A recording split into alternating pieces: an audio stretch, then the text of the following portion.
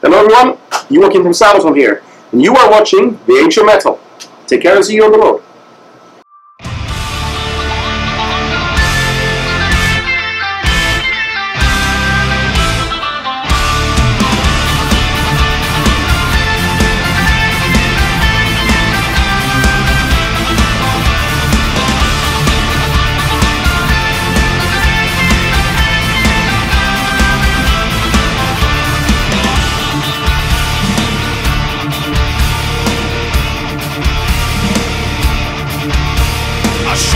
From Texas, a man of the wild, thrown into combat where bodies lie piled.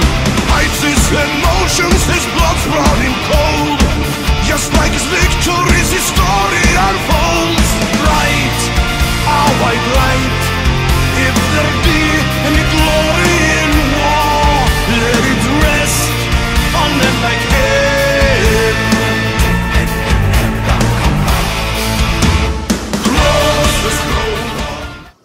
Hey everyone, this is Miguel with The Age of Metal, here with Joakim of Sabaton. Yes. How are you doing, sir? Hello. Very good, thanks. Very good. This is How has been this tour for Sabaton? much better than we expected. We were a bit worried, you know. We toured with a lot of different bands, and going with Nightwish, we thought, you know, we might be the odd in the bunch, you know, because, you know, the lane opening up a little bit sweeter than we are. I must say, I'm by far the ugliest front person on this tour. How is the reception from the Nightwish fans towards Sabaton? Probably the ones that Very good. know you. Yeah, we've been very friendly so far. Sometimes they look a bit shocked when we run out, but you know, we pretty much look like the village people in camel packs, so it's understandable, you know. But usually halfway through the show, it turns into a party, and you know, it loosens up a bit. So far so good. Thanks everyone who attended. Great, that's good to hear. Last night it was quite an experience at the Greek Period in LA. Yes. But I remember seeing you at the San Bernardino show opening for Iron Maiden. Almost, well, not the same region, but the same state. Almost same conditions. Which of those shows do you think has more impact on the band? Oh, that's different to say actually, because the San Bernardino show obviously with Iron Maiden and you know, much more people. On the other hand, a lot of those people we noticed, you know, when we toured with Iron Maiden or the Scorpions before, they're not even into the metal scene anymore. So they're harder to reach in a certain way. While Nightwish is a way younger band, and most people are, you know, still have some connection with the metal scene.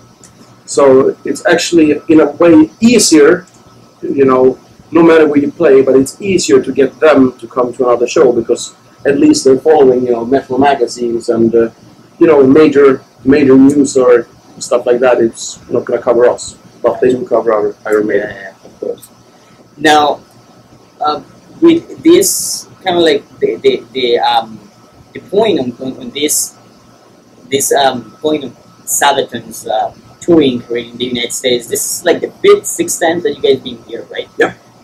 Between it was a headline tour a couple years back. Yeah, we've done 2 headlines and I think 4 supporters. 4 supporters. How do you think the people have responded now with that time being, you know, in the road, coming here time for time again? You think that you guys been getting more and more? Oh yeah, it has been growing, and I must say a big thanks to those who actually have the patience to realize that we can't go here and headline all the time because we need to grow as a band. Yeah. And in that sense, I must say the American fans have been very, very, you know, patient with that. So we are actually at this moment looking on the next possibility for us for a headline. I don't know when it's going to happen because we got plans for another album and some more touring as well. We do after all. I just realized 12 months from now, you know, 12 months back. Since then, we've done 160 shows. Yes. So. Yeah, it's time for another album as well. But I'm hoping to. It's a little bit soon because I mean, Heroes was released last year. Yeah. With that, at this point, with this diverse discography that you guys have under your belt, how difficult it gets to put together as athletes for these kind of tours? Actually, especially when supporting like now, we got 50 minutes. Which is very generous because most bands only get 45 on the second slot. But Nightwish were very kind enough to give us 50. It is possible but it's so hard because you know people are going to be disappointed. You know, at least when you're headlining, you're going to play 15 songs, and you can, or between 15 and 18 at least. You can spread them out between the albums. On the past European headline tour we did, we actually had a minimum of one song from every album. Okay. Obviously, Heroes had, I think, 4 or 5, so pretty much half Heroes. Gotcha. And I mean, it does get harder and harder. But we noticed that if something disappears in the set list for a year or two, it doesn't mean we can't bring it back up again. Gotcha. So we're going to rotate the old songs a bit more, I think, in the future. Now, Joakim, last time that we talked, it was before Heroes was released. Yeah. A year later, we are here once again. How has been the reception of the people towards the album? Very good. Actually, it happens, as has always happened when we release an album, and we put it out there. Some people like it, and some people don't. And of course, some people say we haven't done anything good since our first demo. Of course, you know, Okay. there's always those people. But Purist. yes, the general public, or the most of the reviews I saw, or when people told me, "Oh, it's really, really good. It's not really your best album, but it's really, really good." Okay, cool. And then I know you wait for 6 or 12 months, then all of a sudden, like, you know what? Maybe this is the best one. You have to digest those. Exactly. That seems to be the case with our albums. I know Carolus Rex was massively hyped. I mean, it's sold platinum in Sweden, but at the time of release, it was, it's really good. One of your best albums, but probably not the best. That's not probably that or that one. Then 6 or 12 months later, boom! Then everybody's singing along to the songs, and you know, it's by far our most popular album in Sweden now. And but when it was released, no. I mean, this is an interesting concept because I mean, I bet you get this kind of news all the time. When people tell you that it's your best album, it's different. It usually coincides somehow with when they discovered the band. Okay. So I would say if you've been with Sabaton for many years, you'd probably say maybe Prima Victoria in 2005. For a long time, people held the Art of War from 2008 very high. And then, all of a sudden, comes Coat of Arms, and we go to Nuclear Blast Records. So much bigger distribution, you know, and a lot of people discovered us. And that, of course, in many of those people's eyes, that's the favorite album. Then comes Carolus Rex, and then, you know, a lot of even more people discovered us. So it seems like, not in every case though, but when people have just discovered us and for the first 2 years, they like the album they discovered us on the most. Then a couple of years later, they, you know, have listened to all the albums. I know it's the same case for me as well. It's a natural thing. When you have an old favorite album, if I listen to, let's say, Rainbow Rising, I love that album. But looking back, I love every song on it.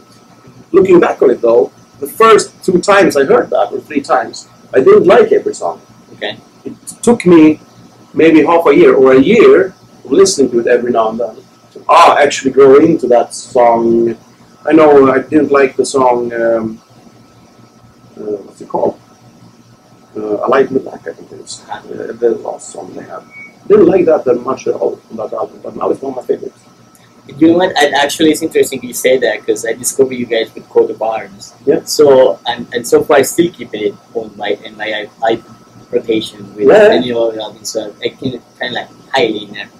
Now, besides Swedish history on Carolus Rex and a bunch of warfare history, which really well developed on the concept each song during Heroes, are there any other historical eras that you would like to interested in the future to explore?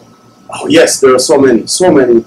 I mean, for several reasons. I mean, World War II is good stories to tell. Yeah. Fantastic, because it's so recent that most people can relate to it somehow. And it's easier to find proper facts. I mean, I don't think we will ever do it, but I'd like to do an album, let's say, about Alexander the Great. But it's so far back, it's going to turn into myth and legend. And even if we fast forward to what we did on Carolus Rex, this was only about, 300 years ago, something like that. Yeah. Still, it's the general soldier didn't even read and write. They couldn't do that. So, if the further back in history, I'm afraid that the only voices that are heard are the generals' voices or the officers' voices. And they have a tendency to tell the story that makes them look good. The ego. Yes, The ego yes. You know, oh, we failed in this battle, but it was because of this and this guy, you know, that me, you know. Or it started to rain, you know. So, in a sense, we're probably gonna in the future discover, you know, try our different eras, but in general, I do think we will stay within at least modern warfare. So I'd say maybe from 1750 and onward. So we probably will see at some point, I mean, I'm just throwing this, something about General Nelson. That's possible. I mean, anything ranging from Napoleon could also be possible. So, I mean, to be honest, we thought about it, but it was already made so well by Iced Earth, so the American Civil War makes no sense because they made it fantastic, you know. Well, I mean, Joakim, just closing up, what's next for Sabaton after this tour? You guys have like, what, 10 dates more, including this one? Yeah. And then, poof, the North American tour is over. What is next for Sabaton after this? Actually, the plan is to go home for just 5 days, then we have to Prague and rehearse with the symphony orchestra for a sing show in Vienna. Oh, interesting. So we're still waiting for some of the orchestrations to happen. Tell me about the album that kind of like reminds me of what you just said. Are any tendencies on the album, anything that you can tell us about the stories? Actually, I could talk about a lot of things, but I don't want to make people disappointed because it's not about that I want to be secretive, but we haven't really decided yet. Okay. And I noticed if we talk about this or this and this plan, people get so angry and pissed off because something didn't happen because that was the idea they liked best. Okay. So we have noticed it's actually better to shut the fuck up about it. Yes, this is what happened, you know? Because if people knew that we were talking about that it didn't make it, Well, Joakim, definitely, we know that it's gonna be a fantastic album, and we know it's gonna be energetic. I mean, Careless Works was a really good album. Heroes had the same tendency as you're more stronger, and I think the eye of the new guys give a lot of that. So definitely is something that we will see that happening. Thank you very much once again. Great to see you. Looking forward for a great show tonight, as always. And good luck in Europe and with the Sabaton cruise as well. Yes. See you on the road. A man of the 15th, a man of can-do. Friends fall around him, and yet he came through. Let them fall face down.